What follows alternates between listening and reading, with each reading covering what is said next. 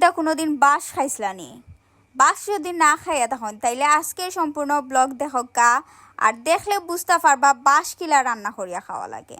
তো প্রথমে যেটা করছি এটা হইল গিয়া ছোটো বাঁশর খড়িল যেটারে হয় আমরা সিলেটি বাসায় খড়িল আগে তুলিয়া আনি লিছি, আনিয়া পরিষ্কার করা হয়ে গেছে বাদা সাদা ফালাইয়া। এরপরে ও দেখলানি যে সাইজে খাটা হয়েছে, ঠিক সাইজে খাটবা, যত ফাতলা করে খাটবা তত বালা।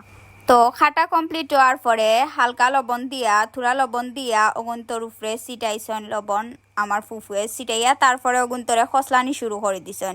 খসলাইবা মানে আপনার শরীরে যা রাগ আছে, মানে যারা আইডির মাঝে আজে বাজে মন্তব্য করে তারা সম্পর্কে, বা ধরলক আপনার যা কাম কষ্ট করা নানি, মহিলা হলে বেশিরভাগ গড় কষ্ট করেন, তো তারা আপনার মন যা রাগ আছে যা যেটা আছে সবটা এই খড়িলের উপরে জারি লিবা, বুঝছেন। তো খড়িল খসলাইতে তাকি এর মাঝে আপনার সাথে ছোটো একটা গল্প শেয়ার করি। তো আউয়া সারাল গেছলা তান শ্বশুর বাড়ি, আর শ্বশুর বাড়ি গিয়া খাইছেন আর কি আশ দি বাঁশ দি রান্দিয়া খাওয়াইছেন তান শাশুড়িয়ে।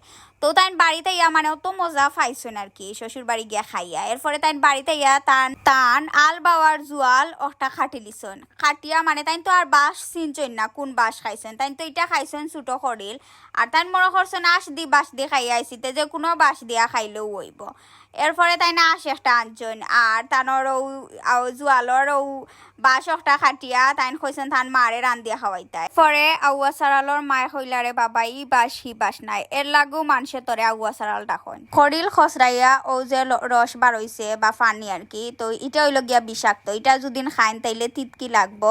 আর খড়িল খাইতে স্বাদ ফাইতা নাই, শরীরের সম্পূর্ণ স্বাদ এই পানিটা নষ্ট করিলে। শরীরের সারা জোর দি সিফিয়া এগুন তরেও দহকা রাখছি শুকনা করিয়া। শরীরের লগে এড হরমু খাটল বিচি, ও দহকা খাটল বিচি পানির মাঝে ভিজাইয়া রাখা হয়েছে। এটা আপনারা স্কিপ করতে পারবা। এখন হইল মশলা রেডির ফালা। তো গরুর মাংস দিলাইছি, আমরা যেহেতু আশ নাই এর কারণে গরুর মাংস দিয়া খাইলিম। আর গরু তো গরুর মাংস আছে ঈদর মাংস, তো ভাবলাম গরু মাংস দিয়াও খাইলাই। এটা আর কি যে কোনো তেলাল গরুর মাংস হোক, ফার্মর মুরগর মাংস হোক, বা ফাঙ্গাস মাছ হোক, বা চিংড়ি মাছ হোক, এইগুলো আপনারা দিতে পারবা যদি আশ না থাকে। তো সব জাতি গুঁড়া মশলা দেওয়ার পরে দেওয়া হয়েছে কাটিয়া পেঁয়াজ দেওয়া হয়েছে, এরপরে রসুন আদা এগুলা দেওয়া হয়েছে, আর তেল দিছেন। আর গুঁড়া মশলা বলতে আর কি যেগুলো আমরা রেগুলার ইউজ করি যেটা গুঁড়া মশলা, ওটা গুঁড়া মশলা দেওয়া হয়েছে। এরপরে অগুন্তরে মানে তেল দিয়া হালকা নাড়াচাড়া করাওয়ার, লাড়িয়া মাংসর লগে আর কি এটারে মিক্স করাওয়ার মশলাগুলারে, যাতে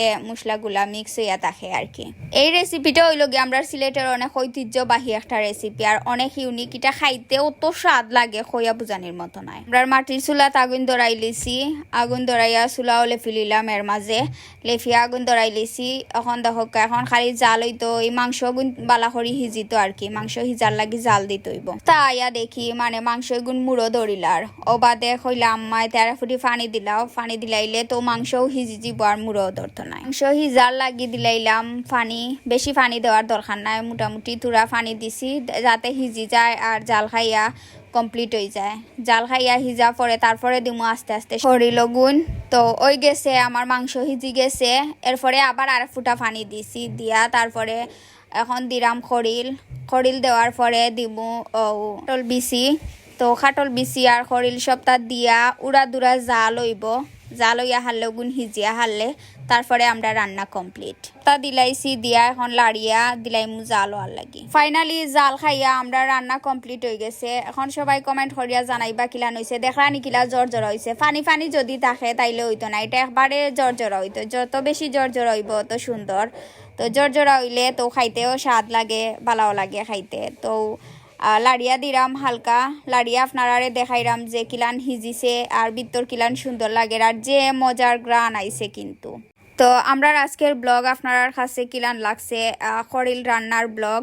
আসলে ই বাঁশ কিন্তু সেই বাঁশ নাই, তো আপনারা বুঝতে পারছেন যে এটা একটা রেসিপি। তো কিলান লাগলো কমেন্ট করিয়া জানাইবা।